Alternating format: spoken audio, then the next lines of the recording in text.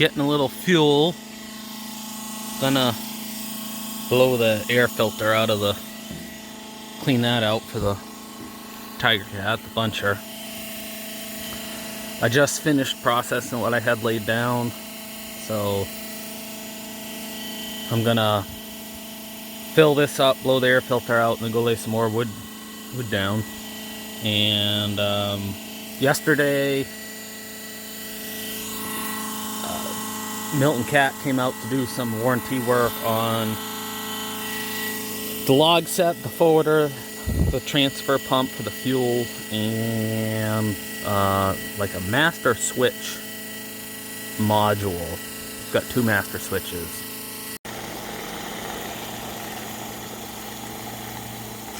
Oh, wait a minute, this stupid clicker never works. Do you ever have trouble with this? This clicker never works. It's supposed to shut off. Nope. So if you're not up here, it'll just pour fuel everywhere.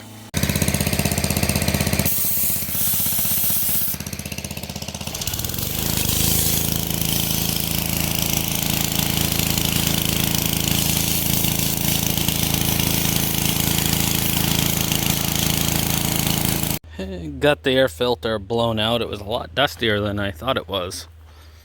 Just gonna pay more attention to that. Didn't look that bad. Let's stop for a second there. I'm back with the air filter. We'll throw this in and then go bunch some wood. Oh yeah, and I fixed there was a wire for the AC compressor that the wire was coming out of the little connector, and the AC wasn't working. It was intermittent, and then this weather, didn't take long to get uncomfortable, so I fixed that yesterday too.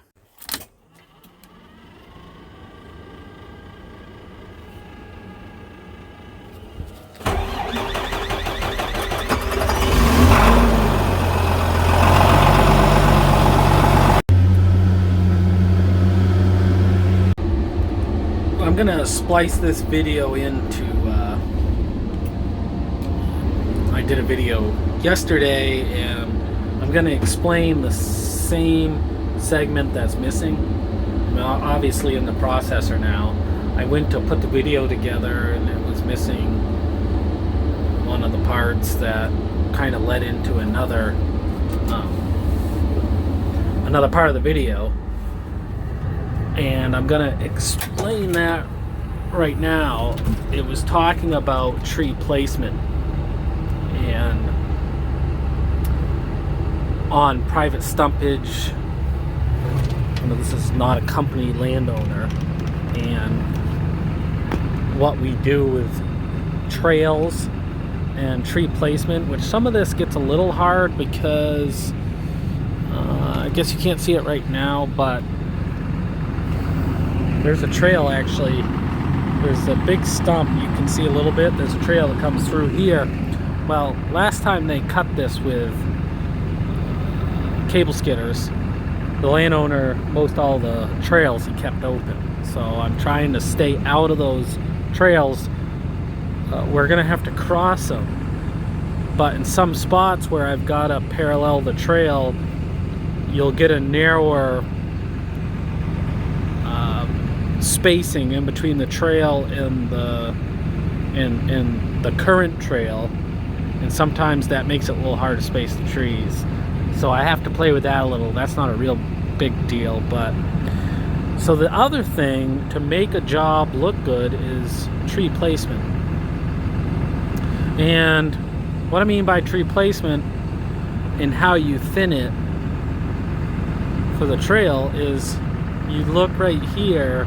It's a little hard to see on video, but maybe it'll show it. I guess I go up to the front of the sheet. Show here too. But all these trees have an important placement. Look at the crowns. There's no holes. Go back over here. And your trails kind of weave a little. But what I mean by tree placement is, you know, there's that pine tree, and how they're placed where your trail is very important to how aesthetically the job looks. And sometimes there's that little clump of soft maple. There's really not a lot of reason to leave that one or that little clump right there, but visually you need to leave it. And you got that pine tree right there too,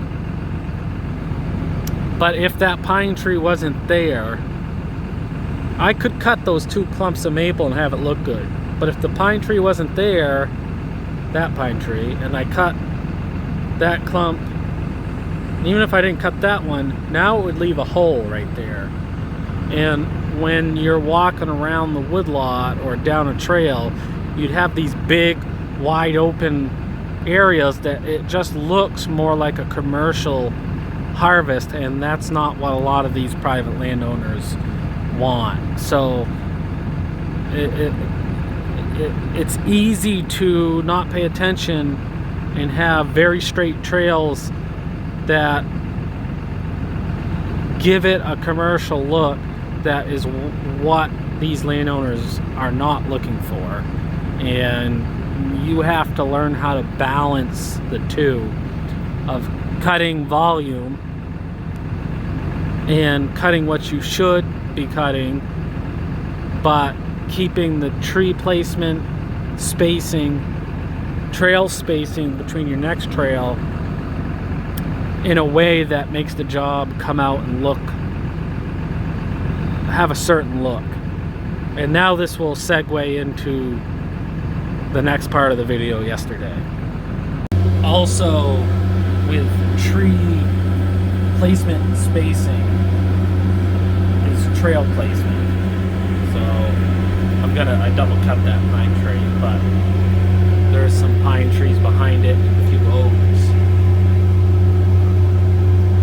But trail placement is how and where you put the trail so that you can place and space the trees the way you want to and have it look good.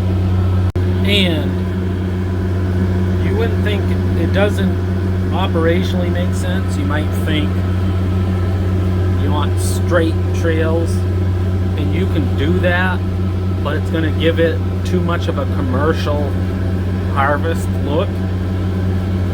So in the type of cutting that we do, you want to have the trails kind of meander, and that really gives a look of after the finished cut that a private landowner wants. It just looks a lot less obstructed and commercial type cutting.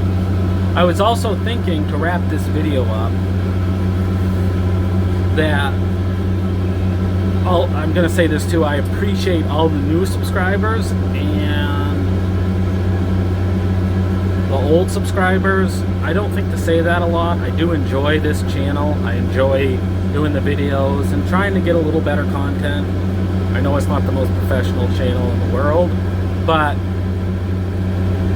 I was thinking that if I'm at like 850 subscribers, if I can get to when I get to 1,000, I'm sure I will at some point. If you guys are interested, let me know. I'll do a video of how I got into the woods business. A first-generation logger. My parents weren't in the business. My mother was a school teacher. My father worked for the state. And I will give the entrepreneur story if you guys are interested in when we get there, and if you can help get to 1,000 subscribers, like and subscribe, that sort of thing. So just let me know what you guys think about that idea. So like, subscribe, comment, and we'll catch you later.